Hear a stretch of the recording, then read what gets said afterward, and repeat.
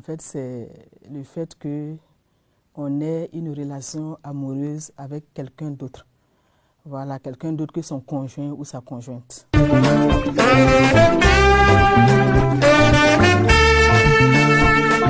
Là, c'est un peu difficile à dire, mais je me dis que, parce que ça dépend des habitudes que effectivement les couples ont. Si, par exemple, il se trouve que vous n'avez pas l'habitude, par exemple, je sais pas, de vous déplacer pour prendre un coup de fil et que vous commencez à le faire, par exemple, vous recevez un coup de fil et puis bon, voilà, vous êtes obligé de vous déplacer pour aller prendre le coup de fil. Bon, ça peut effectivement mettre la puce à l'oreille de votre conjoint. Voilà, ou encore, si vous n'avez pas l'habitude de coder votre téléphone et à un certain moment, vous commencez à le coder, bon, effectivement, il va se douter de quelque chose. Il va se dire que, bon, effectivement, il y a quelque chose qui ne va pas.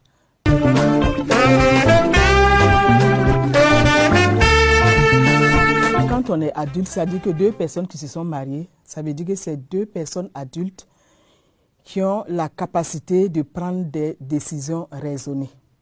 Voilà. Et une fois qu'on rentre dans le mariage, ça veut dire qu'on est face à certaines responsabilités.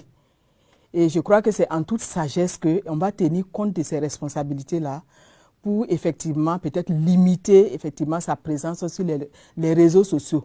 Si effectivement ça va impacter votre vie de couple, c'est bon effectivement de savoir vous-même que par rapport à ça, il faut réellement que et j'essaie quand même de limiter mon temps sur les réseaux sociaux. Mais dire que c'est le mari ou bien la femme qui va imposer à son conjoint ou à sa conjointe vraiment de limiter sa présence sur les réseaux sociaux, bon, je pense que ce n'est pas tellement indiqué.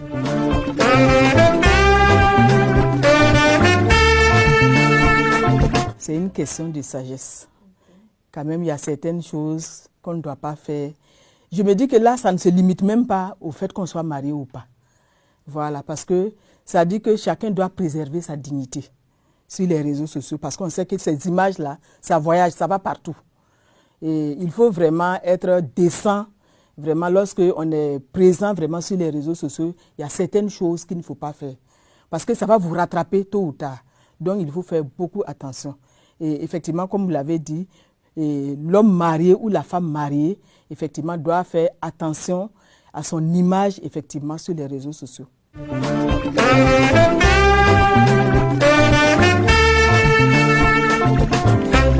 je me dis que ça dépend vraiment des objectifs que chacun se fixe lorsqu'il va sur les réseaux sociaux. Voilà, et ça dépend de la personnalité de chacun. Parce que quand tu y vas, tu sais ce que tu veux et tu sais ce que tu dois faire. Maintenant, si toi-même, effectivement, tu ne te mets pas à l'abri de certaines choses, bon, là, maintenant, c'est un autre problème.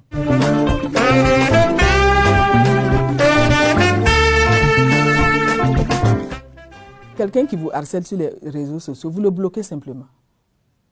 En tout cas, moi, à mon avis, c'est ça. Maintenant, je ne sais pas, c'est la réaction du conjoint ou bien.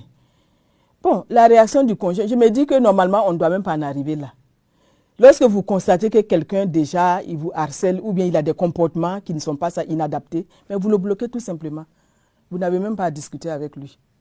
Voilà, parce que si vous commencez à discuter, ça veut dire que là, c'est vous-même qui allez effectivement l'encourager à aller de l'avant. Mais vous le bloquez tout simplement et puis c'est fini.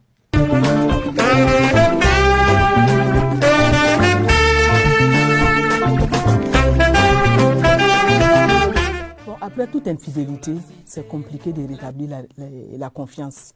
Voilà, parce qu'on dit qu'une confiance brisée, pour qu'elle soit restaurée, ce n'est pas facile. Mais je me dis que là, il faut prendre le temps effectivement de discuter et de trouver effectivement un terrain d'entente.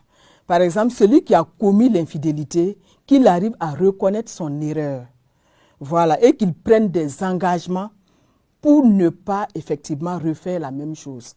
Parce que souvent, ce n'est pas la peine d'accepter, oui, j'ai tort, et puis bon, à la première occasion déjà, on se retrouve encore dans le même problème. Ça, ce n'est pas bon. Ça dit qu'il y a un problème de manque de franchise, il y a un problème de manque de sincérité.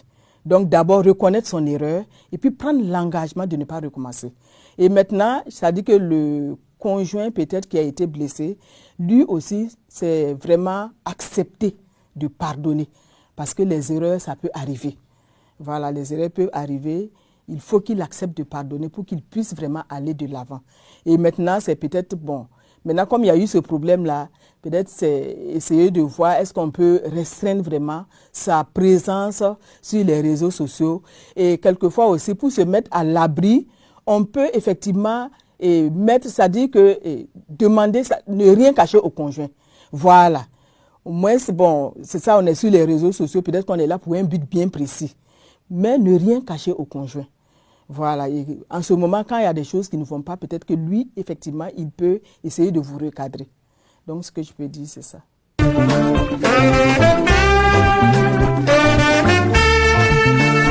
À partir du moment où, effectivement, on a pardonné, voilà, il faut accepter, faire confiance, mais quand même mettre des garde-fous.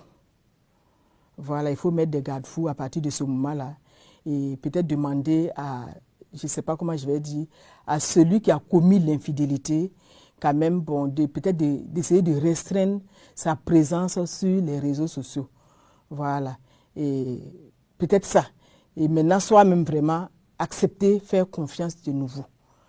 Sinon, bon, je me dis que ça dépend effectivement de la personnalité de chacun. Voilà. Et ça dépend du vécu vraiment du couple. Parce que c'est eux qui vivent ensemble. Bon, c'est eux qui savent, qui se connaissent réellement. Et je me dis que par rapport à ça, chaque situation, ils savent effectivement comment est-ce qu'ils peuvent s'entendre pour trouver des compromis, pour trouver des terrains d'entente, pour avancer ensemble. Voilà, parce que comme je le disais, l'infidélité, une fois qu'on a été victime bon, d'infidélité ou bien on a été cocufié, si on peut le dire ainsi, ce n'est pas facile. Franchement, ce n'est pas facile, mais ça peut toujours s'arranger. Voilà, ça peut toujours s'arranger.